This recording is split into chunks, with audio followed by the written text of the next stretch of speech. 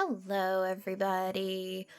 It's the holiday season, so we're all kind of busy and time has no meaning since we're all still in the panini. So we don't really have like a big thing for you for the bonus episode this month, but I figured I would take a little time to tell you about Christmas in Germany. Because if you think of like the traditional Christmas traditions that we have now, those kind of migrated from Germany through Great Britain because Queen Victoria married a German guy and she wanted him to feel at home, so that's how we got Christmas trees and the whole thing. It's very interesting. You should look it up. But as some of you may or may not know, I have German roots. My grandmother was from East Prussia, which used to be part of Germany. It is now part of Poland.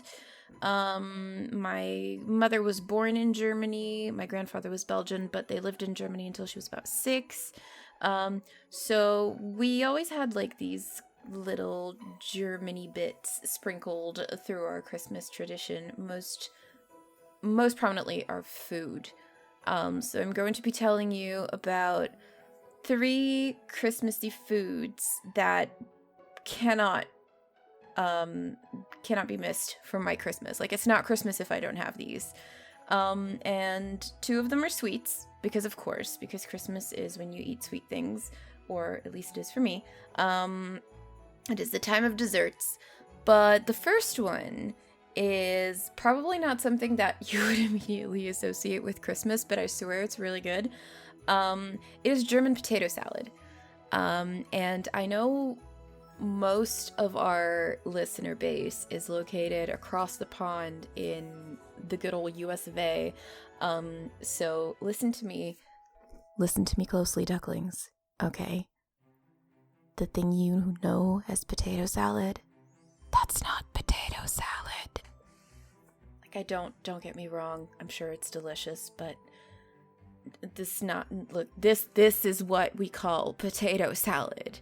Like, most of the American-style potato salads I've seen are like just potatoes and a shit ton of mayonnaise, and that no, just do not take it away from me. German potato salad is different.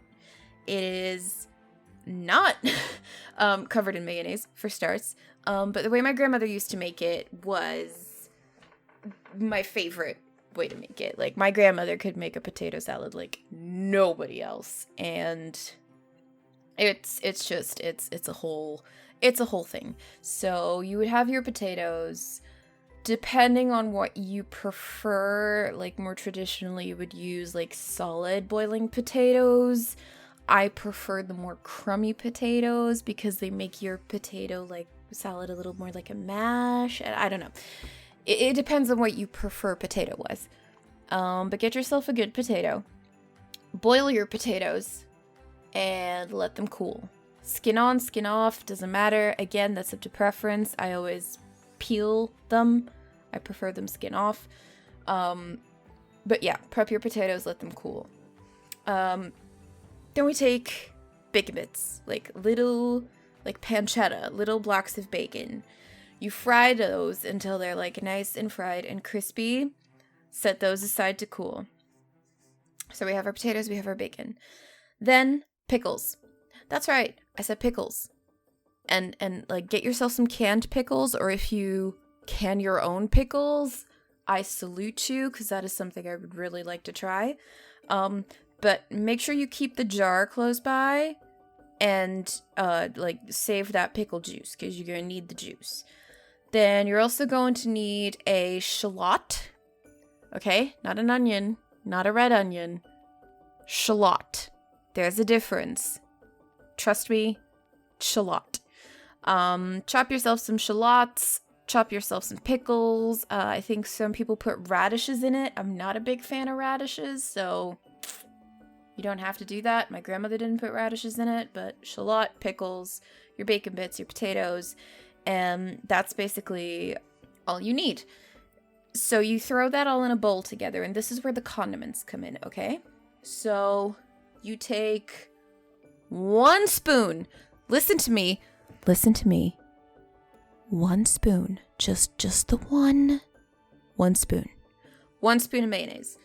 You just like want there to be a hint of mayonnaise. You don't want every bite you have to be mayonnaise. You don't even want to be able to see the mayonnaise. Like, you know it's there. You can taste that it's there, but you don't want to see it. Okay, so 1 spoon of mayonnaise, little bit, just a tiny squeeze, or just like a smaller spoon of mustard, and pickle juice. Trust me, pickle juice. Remember, I told you to set aside the pickle juice. Why didn't you set aside the pickle juice? Go get the pickle juice. Go get it. Okay, good. So, a little bit of pickle juice, and you just like smoosh that all together. Don't want to see the mayonnaise, remember that. Salt, pepper, that's all you need. Now, my grandmother had a special way of cooking. Nobody ever taught her how to cook. She lost her family in the war, so she was an orphan. She grew up in an orphanage. Nobody really taught her how to cook, so she figured a lot of stuff out on her own. And one of the things that she did to her potato salad to give it that little bit extra, and I kid you not, it makes a difference. She added coffee creamer. Not flavored coffee creamer, but just regular plain coffee creamer. So, I don't know, like, give it a try. It's really good. If you want, you can add some scallions as well, like spring onions, a little bit of chopped spring onions, always good. But that's basically it. The potato, the bacon bits, mayonnaise, pickles, mustard, and a shallot. Not an onion, a shallot. So, yeah, and if you want, like, add some fresh chives. That's what I like to do. If I have fresh chives, I will add them to this potato salad. And that's a really, like, I say, it's not, like, Christmas-ish. For us, we ate it on New Year's Day, because we'd just been, comatose most of the time from Christmas Eve and Christmas Day and New Year's Eve. And, like, New Year's Day was the time for us to sort of, digest the previous couple of days. New Year's Day was potato salad day, and I still really love that potato salad. I'll never get it the way my grandmother used to make it, but I've been told that mine comes pretty damn close, so I'm kind of proud of that, low-key. So yeah, give it a shot. If you try it, let me know. I would love to hear your thoughts. But I promised you sweets, and one of the things that I absolutely loved and that I used to get all the time from my grandma was Lebkuchen. It's basically, so it's called Lebkuchen, but it can also be called Honigkuchen or Pfefferkuchen. It depends on the area, I think. So it is basically a it's similar to gingerbread, but it's more of a cake. It's like with honey and like gingerbread spices.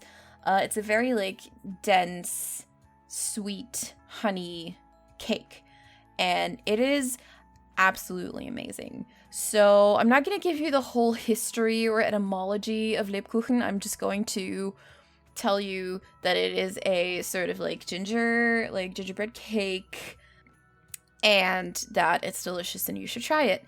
Now, the Lebkuchen that we always got were from they were from Lidl. Those are the ones that my grandmother absolutely loved. They were her favorite. They were from Lidl. I don't know the brand. I didn't get any this year, unfortunately. I couldn't. I don't know the brand, but they're at Lidl, and they're shaped. They're either heart-shaped or pretzel-shaped. And they're covered in chocolate. You can get them in dark chocolate or milk chocolate. And my grandmother's favorite was the dark chocolate. She loved dark chocolate. The darker, the better.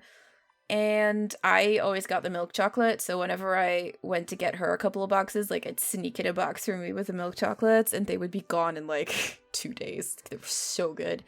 But you could only get them around these holiday times. So whenever it was that time of year, I would get her a bunch of boxes, and she'd be so happy. Don't think she got any this year. Oh.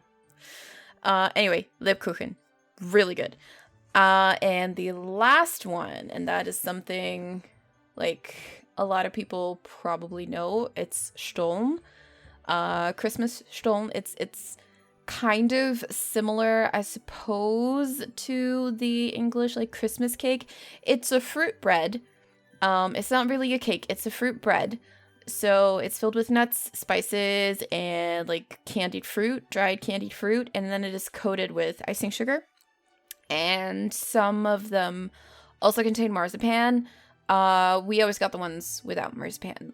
Not a big marzipan fan, but it's really good. So it is basically, it's a bread. It's made with yeast and water and flour, and then basically raisins, almonds, and a bunch of like candied fruits. They like the traditional like like the low-key amazing Christmas Stollen are so hard to find when you're not in Germany, and I haven't had a proper real Christmas Stollen in so long, and that kind of makes me sad. I wanted to try to make it once, but I couldn't find the right candied fruit, if that makes sense. Like they have to be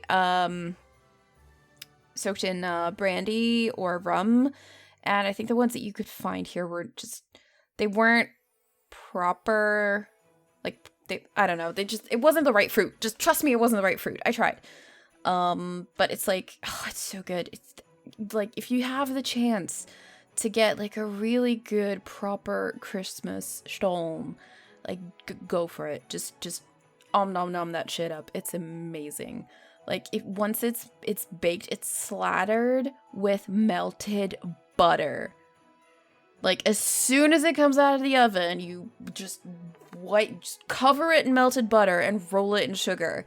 It's so good. It's like, it's moist and dense and but yeah, Christmas Stollen, really good. So yeah, that's the food. Now I would be you wouldn't be me if you didn't get like a little spooky nugget at the end. So I'm gonna give you a little spooky nugget. Now a lot of people, when they think Germany and Christmas, they think Krampus. However, I'm not going to tell you about Krampus because you've already heard about Krampus. Everybody knows Krampus. So I'm not going to tell you about him. I'm going to tell you about Frau Perchta. So Frau Perchta was a, she was once known as a goddess in Alpine paganism. So Upper Germany, Austrian region of the Alps. She is an interesting character. So there's actually, I believe the brothers Grimm wrote about Perchta, but she's known as Perchta. She has many names. One of them, however, is the belly slitter. So what she used to do, she was known as the upholder of like cultural taboos, such as the prohibition against spinning on holidays. And in Bavarian and Austrian folklore, she was also said to roam the countryside in midwinter and to enter the homes during the 12 days between Christmas and Epiphany, especially on the 12th night. And she would know whether the children and the young servants of the house had behaved well, and if they had worked hard. And if they did, they would find, possibly, a small silver coin in their shoe or in a pail. If they hadn't been good, however, she would give them a lump of coal. No, she would not give them a lump of coal. She would slit their bellies open, remove their stomach and guts, and stuff the hole with straw and pebbles. She would basically make a human scarecrow. Because reeds are for wimps. Krampus. They're for wimps. No, just completely cut a person open and stuff them with straw and pebbles. She was particularly concerned to see that the girls had spun their whole allotted portion of flax or wool for the year. And So, the traditional meal of these like holiday times was a like a dish made with gruel and fish. Yummers. But that potato salad is sounding real good right now, right? So, and if people had eaten anything other than that traditional meal of fish and gruel, she would also slit open their bellies and stuff them with straw. So, yeah. There's that. So, yeah, that's Roberta. She sounds like an amazing badass woman. She just basically doesn't take shit. Doesn't take shit from anybody. You spin your straw. You don't slack. You work hard and you get something good. You don't work hard and you're a human scarecrow. So that's your little nugget for me. I think the others have something for you as well. So yeah, maybe this year try to make some German potato salad and maybe see if you can get your hands on some Lebkuchen or some Stollen. And I hope you have wonderful, wonderful holidays if you celebrate. If you don't, I hope you have a wonderful time. And, you know, those of you who have a good time with your family, I hope you cherish this time with them because, you know, you never know when it might be over. And if you don't have a good bond with your family, you know, your found family is there for you. And there's always someone there who's happy that you're around. I'm happy you're around. So stick around. Okay? Well, that's it for me. Bye-bye, duckies. Mwah. Hello, everybody. This is Jen. How are you doing? Are you having a good holiday season? I hope you are. I know the holidays can be rough. Well, I'm here today, and I'm going to talk about where your Christmas and New Year traditions have came from. This is more focused, I guess, here for us in the US because a lot of these came from European traditions. We're stealing these from you guys. I just want to say that I appreciate everyone, and I believe that as long as you're not hurting people or animals, that you should believe in whatever you want and don't force it on other people.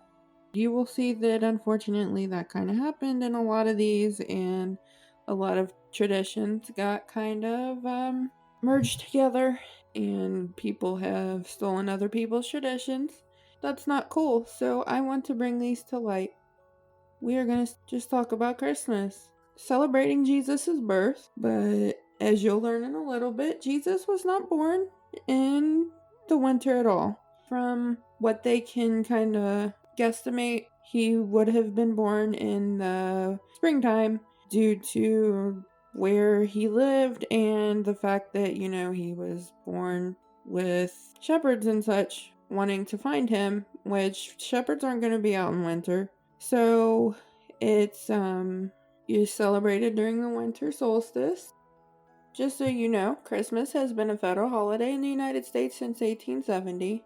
It is a day where we exchange gifts, decorate trees, attend church if that's your thing, share your meals with family and friends, and you wait for Santa if you're a child.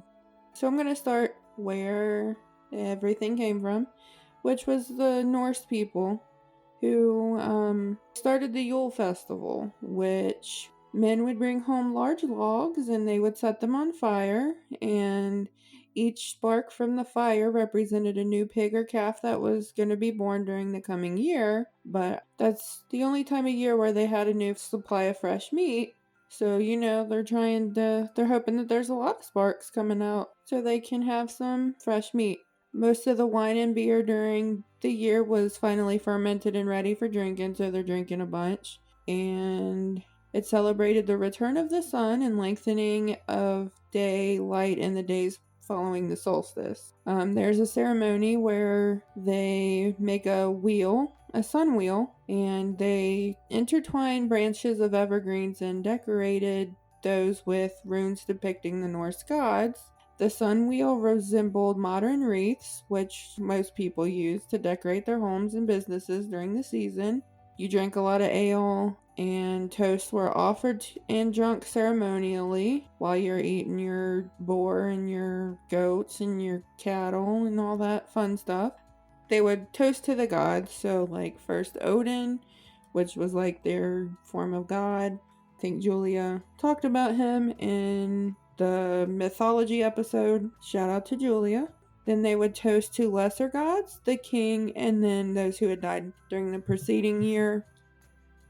So I am a former Catholic person, and we had the Advent wreath where you had your 4 candles. I don't remember if this is a common thing. We had 3 purple, 1 pink, and each of them meant something, but they were like the 4 weeks of Advent. You would light each one each week at church, because when you're Catholic, you're supposed to go to church every Sunday or Saturday after 5, and then Christmas and Easter, because those are like the big holidays. So like you'd light them at church until Christmas, and then Christmas, you celebrate Jesus being born even though he wasn't born in winter.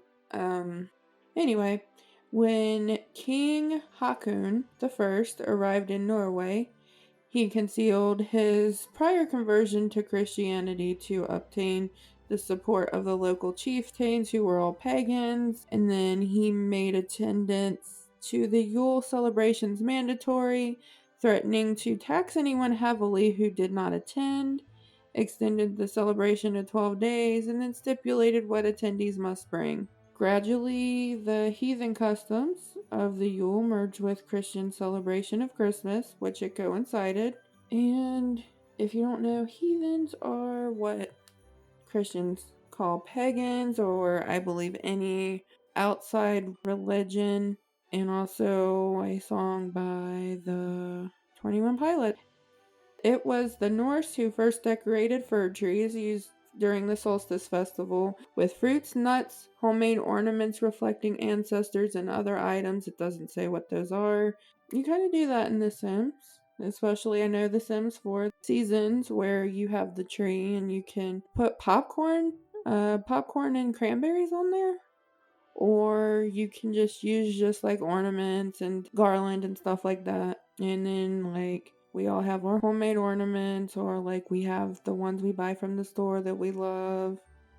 I had always heard that turning a Christmas tree upside down was a pagan thing, but apparently that started in the Middle Ages, and that was Eastern European Christians who would flip them upside down to represent the Trinity and Christ being crucified, which I don't understand, because when they crucified him, he was not upside down. Somebody else was, I believe St. Peter, but Jesus was not, so I don't get that, but I wasn't around back then, so, The tradition of singing songs composed for the seasonal celebration was part of the Yule festival long before the Christianization of the Nordic peoples.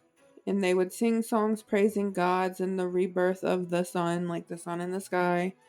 And kind of like how Christians sing songs to celebrate the birth of the sun, which, the Son of God, Jesus.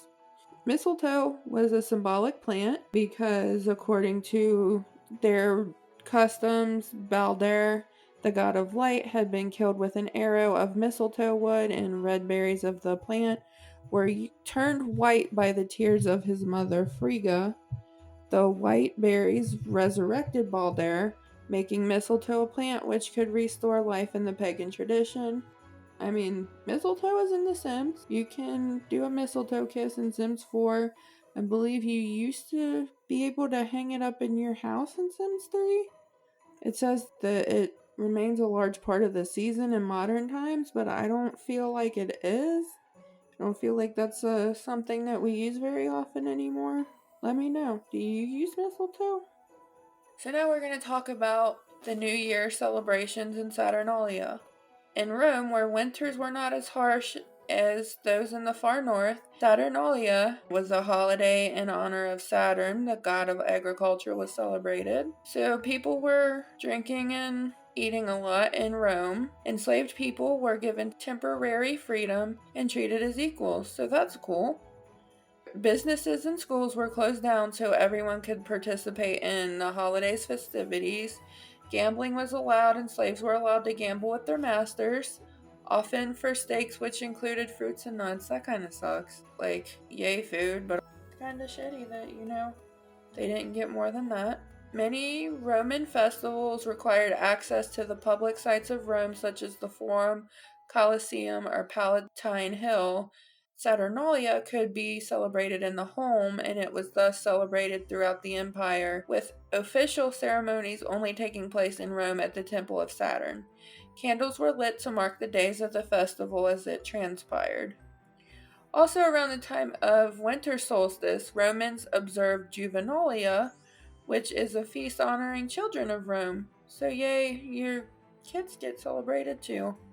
In addition, members of the upper class often celebrated the birthday of Mithra, the god of unconquerable sun, on December 25th. It was believed that Mithra, an infant god, was born of a rock, and for some Romans, Mithra's birthday was the most sacred day of the year. Yay, rock babies! When Julius I declared December 25th to be the birthday to Jesus, he tied it in with the pagan festivals, perhaps accidentally, or perhaps with the hope that it would provide an alternative day for Roman Christians rather than celebrating the pagan god Saturn. So, I guess here's why we celebrated it in December versus the spring. We were maybe trying to get the word out there. So during the Protestant Reformation, attempts were made to eliminate pagan influences on the celebration of what was then the Christmas holidays, including the Feast of the Holy Innocents, the Feast of Circumcision, Epiphany, known as the 12th Night, and Candlemas. The Puritans banned many of the practices dating to Saturnalia, and throughout Europe, some of the old traditions died out. Some later returned. The practices of exchanging gifts, lighting candles / Advent wreaths, and other activities enjoyed during Saturnalia remain part of Christmas today. So then we're going to go into the New Year's celebrations a little bit. So there's been quite a few different calendars. The Gregorian calendar made the first day of the year January 1st, which was in 1582. It also made January 1st the date on which Roman Catholics celebrate the Feast of Circumcision. I don't remember ever celebrating this. It's an interesting thing to celebrate because it's the circumcision of Jesus, because Jesus was Jewish, and that is something that Jewish people celebrate. I don't know. Some calendars use December 5th as the start of the new year. Some use March 1st. Other places use other dates depending on their astrological significance, which makes me wonder, is that why Aries is the first sign of the zodiac technically? I'm an Aries. I was born at the end of March, so that wouldn't explain it.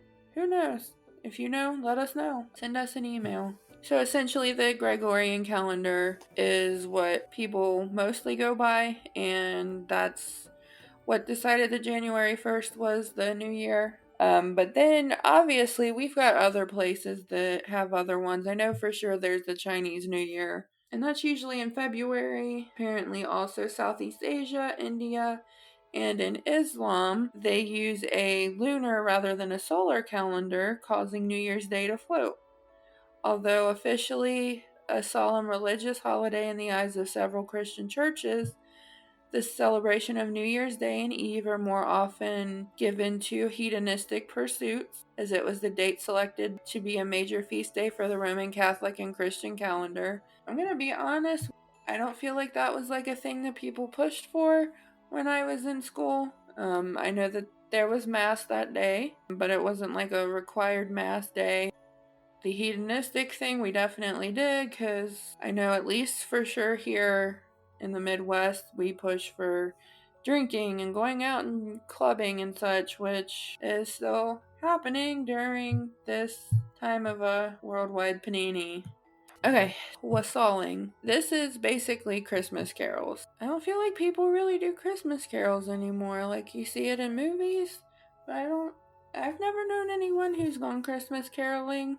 We didn't really do that. Except we would have a yearly thing in grade school where like every class would have their own set of songs and your parents would come and they would like watch you sing and you'd be like, oh yay, Christmas carols, but really you just thought it was stupid and embarrassing, especially when you got to be in like 6th grade where everything just starts to be embarrassing all the time.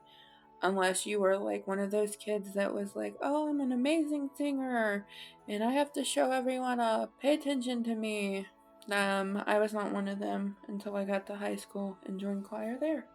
So, wassailing is Yule singing in some cultures, wassailing in others, and caroling in current ones, pretty much. It's part of the winter solstice celebrations in varying pagan cultures, including ancient Greece, Georgia, not the state, the country, the British Isles, and the Nordic cultures. Wassailing was gathering of singers who sang songs of petition, either from gifts from wealthy landowners or receiving good harvest in the coming year. Each year, a beggar or student would be crowned a lord of misrule, and eager celebrants played part of his subjects. The poor would go to houses of the rich and demand their best food and drink. The songs included the threat of remaining on the property until the requisite gift was bestowed. You know, in We Wish You a Merry Christmas, where they talk about you give us a figgy pudding and we won't leave until we get some. So you better give them that damn figgy pudding or they won't leave. Or, as this says, householders who did not comply were subject to reprisals, which include damage to the property, although violence was relatively rare in the northern cities. So you give them the figgy pudding or they're going to beat the crap out of you. Your choice. So by Middle Ages, the practice of wassailing was part of the Christmas tradition, though pagan songs were in most cases replaced with less religious-oriented songs. The wassail was usually part of the 12th night celebrations. It's another formerly pagan practice which got absorbed into Christian celebrations when it was decided Christmas was on December 25th. So another form of wassailing was a pagan practice during the celebration of the winter solstice, in which orchard, fields, and vineyards were visited by wassailers. The songs sung in the orchards and fields were to the gods of earth and harvest, to thank them for the harvest of the preceding season and of petition for those of the coming year. By 16th century in England, the orchard wassail included the leaving of bread at the base of trees or hanging in their branches. And the oldest tree in the orchard, which from pagan times was believed to be the spot where the orchard spirit resided, was given the last of the cider which the men consumed as they moved among the trees. So they're out here, hanging bread in the trees and getting the trees drunk. Throughout the pagan world, the beliefs in spirits, both good and evil, prevailed, and the failure of crops and other misfortunes were blamed on the evil spirits which came with the darkness.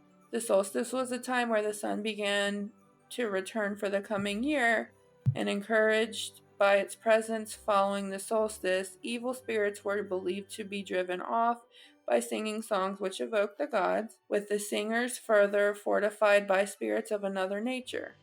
Such songs were a part of all winter solstice celebrations of the pagan world and became part of the Christian tradition when the Christmas season was set during the solstice. So, who invented Santa Claus? Santa Claus can be traced back to a monk named St. Nicholas, who was born in Turkey around 280 AD. St. Nicholas gave away all his inherited wealth and traveled to the countryside helping the poor and sick, becoming known as the protector of children and sailors. In Catholic religion, we have St. Nick Day. That's like either the 5th or the 6th. I don't really remember how it falls exactly, but you would leave your shoe out, which, if you've been around kids or when you were a kid, you were really dirty, and why would you leave fruit in kids' shoes? That's the worst idea. I believe that there was socks and stockings they would leave out too instead because, the shoes are dirty, gross. So put it in the stocking, and that's where the stockings came from. So St. Nicholas first entered American pop culture in the late 18th century in New York when Dutch families gathered to honor the anniversary of the death of Saint Nicholas, Dutch for Saint Nicholas, or Sinterklaas for short. Santa Claus draws his name from this abbreviation. Sinterklaas is, from what I understand from what Ava explained, a very racist tradition. I'm not going to cover it. You can look that up on your own time, but there's a reason that we have Santa. And in 1822, an Episcopal minister, Clement Clark Moore, wrote a Christmas poem, an account from a visit from St. Nicholas, which is more popularly known as Twas the Night Before Christmas. The poem depicted Santa Claus as a jolly man who flies from home to home on a sled driven by reindeer to deliver toys. Parents, please cover your kids' ears for the next minute or two. Give you 5 seconds. 1, 2, 3, 4, 5. Okay. Why did we believe that Santa was on this sled with reindeer and he's delivering to all these houses within one night? Why did we believe that? Kid logic? Probably. Okay, you can uncover their ears. The iconic version of Santa Claus as a jolly man in red with a white beard and a sack of toys was immortalized in 1881 when a political cartoonist, Thomas Nast, drew on Moore's poem to create the image of Old Saint Nick we've known today.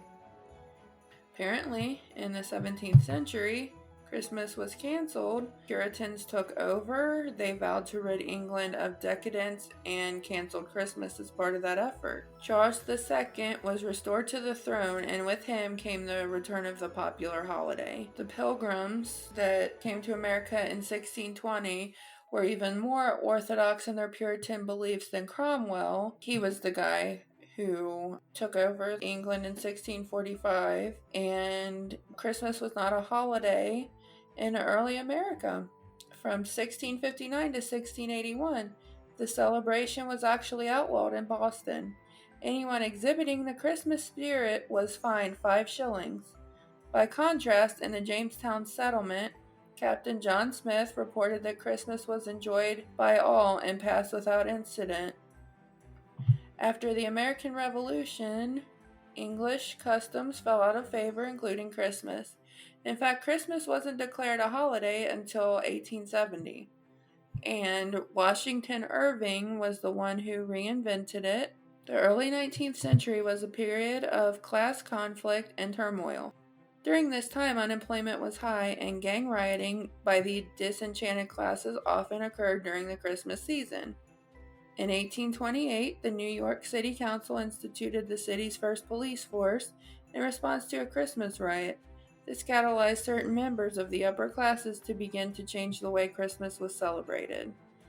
Washington Irving, in 1819, he wrote the Sketchbook of Geoffrey Crayon, a series of stories about the celebration of Christmas in an English manor house. Sketches feature a squire who invited peasants into his home for the holidays. Basically, Washington Irving thinks that people should enjoy a peaceful, warm-hearted holiday, bringing together the groups of people regardless of wealth or social status. And they enjoyed customs like the Lord of Misrule, and his book was not based on any holiday celebration he had intended. He actually just invented this tradition by implying that it described the true customs of the season. He's like, let's just do everything, man. Everybody just needs to get along. Way ahead of his time from the 1960s, where we're just like, peace and love, man, and we didn't fully follow through with it. And then I'm going to do some real quick Christmas facts that I found. Each year, 30 to 35 million real Christmas trees are sold alone in the United States. There are about 21,000 Christmas tree growers in the United States, and trees usually grow for about 15 years before they are sold. I don't know how true that is, like this year, due to like all the COVID stuff. My other half works at a grocery store, and they were selling real Christmas trees outside this grocery store, and he said that they were told that there's a Christmas tree shortage this year. Again, I don't know how true that is, because they were definitely like 2 days ago, and this is like 3 days before Christmas right now. They just gave away all the whatever Christmas trees were left, so who knows. The first eggnog made in the United States was consumed by Captain John Smith's 1607 Jamestown settlement. Poinsettia plants are named after Joel R. Poinsett, an American minister to Mexico who brought the red and green plant from Mexico to America in 1828. We are stealing shit again. The Salvation Army has been sending Santa Claus-clad donation collectors into the streets since the 1890s. Before you give them your money, please do your research on the Salvation Army if you support anyone in the LGBTQ community. Just a heads up. Rudolph, the most famous reindeer of all, was the product of Robert L. May's imagination in 1939. The copywriter wrote a poem about the reindeer to help lure customers into the Montgomery Ward department store. And construction workers started the Rockefeller Center Christmas tree tradition in 1931. That's that like giant tree, like they light it every year on the TV, and you get to see all the pretty lights and all that fun stuff. It's in New York. Anyway, how was this? Did you guys have fun? I had fun. I hope I didn't offend anyone too much. I tried to, just give some funny stories that happened when I was a child. And I really do hope that everybody had a great holiday. I hope that 2022 brings lots of good fortune to all of us. And I hope that we continue to grow. And we love you guys and thank you for supporting us. And I just want to say also that I got my sources from historycollection.com and history.com. 10 Christian holiday beliefs steeped in pagan traditions was the History Collection article, and the history.com is the history.com, the history of Christmas. And if you want to read the other holidays, I didn't go over them because they're not winter holidays. It was like Halloween and Easter and such. It's an interesting read. Like I said, I was not ever informed of anything outside of my religion, and I want to learn things, and this let me learn some things. Anyway, I hope that you guys are doing well and have a great night. Hey everyone, it's Jess. Hope you're having a wonderful holiday season. Sorry for the delay in this bonus, but we wanted to get it a little closer to the actual holidays for you. I am going to be reading a poem for you. You might recognize it. It originally was The Night Before Christmas, or 'Twas the Night Before Christmas, or A Visit from St. Nicholas, whatever the title is, or whatever you know it as. But I have made it Sims themed for you, our Simizens. So here we go. 'Twas the night before Winterfest, when all through the lot, not a creature was stirring, not even a plumbot. The stockings were hung by the fireplace with care, in hopes that Father Winter soon would be there. The children were nestled all snug in their beds, while visions of ambrosia danced in their heads. And Mama in her YF body _ bathrobe, and I in my YM top _ t-shirt long loose, had just settled our whims for a long winter snooze. When out on the lawn there arose such a clatter, I sprang from my bed to see what was the matter. Away to the window, I just had to check that Vlad was not here, in search of a neck. The moon on the crest of the new fallen snow was like the subtle saucer light beaming down on objects below. When what to my wondering eyes did appear but a gaggle of gnomes and a Sim drawing near. With the moodlet I got from a new sentiment, I knew in a moment he must be Clement. Frost, it's Father Winter's name. More rapid than llamas this party they came, and he whistled and shouted and called them by name. Now Floppy, now Bronbon, now Salmon Blingaboo, on Zenyatta, on Carter, and now Bucktooth, you too. To the top of the porch, to the top of the wall. Now dash away, dash away, dash away all. So into the household these beings they flew, with the promise of gifts, and of Father Winter too. And then in a twinkling I heard in the hall the sudden appearance of Cracklin' Neckerball. As I drew in my head and was turning around, through the fireplace Father Winter came in with a bound. He was dressed all in blue from his head to his toe, and on his head sat a hat fixed with mistletoe. A bundle of presents he brought here for all, and he looked like a vendor just opening his stall. His eyes how they twinkled, his CC makeup how merry. His cheeks were like roses, his lips like a cherry. His droll little mouth was drawn up like a bow, and the beard on his chin was as wide as the snow. A basemental mod pipe he held tight in his teeth, and the smoke it encircled his head like a wreath. He had a broad face and a little round belly that shook when he laughed, like peanut butter and jelly. He was chubby and plump, a right jolly old mate, and I laughed when I saw him. I have the mean trait. A wink of his eye and a nod of his head soon gave me to know I had nothing to dread. He spoke not a word, but went straight to his work, and set out the gifts, and then turned with a jerk, raising his hand to his head as if with an itch, and giving a nod through the floor he did glitch. He sprang up in the yard, to his team gave a yell, and away they all flew, leaving seeds as farewell. But I heard him exclaim as he walked out of sight, "Happy Winterfest to all, and to all a good night." We hope you have a wonderful holiday season and happy new year. We will see you all in 2022. Bye!